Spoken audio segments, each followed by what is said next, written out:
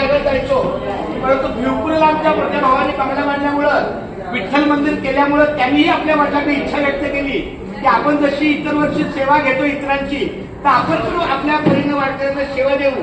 त्याप्रमाणे मग वडिलांनी लगेच हा मार्ग महापेच्या माध्यमातून पुढे आणला.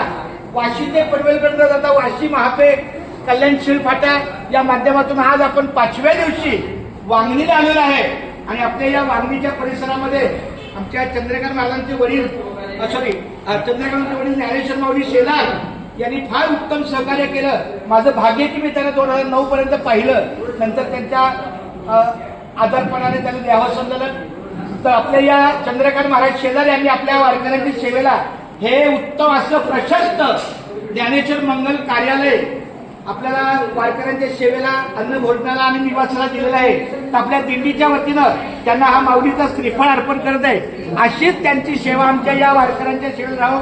पुंडलिक वरदान श्री ज्ञानदेव. त्याचप्रमाणे आमचे राजेंद्र माऊली छोटे बंधू, त्यांचाही खूप आज आहे, वडिलकीच्या नात्याने दान दिलंय. पण तुमचेही धन्यवाद. रिकामा ताट आणि पाण्याचा ग्लास बरं चालेल.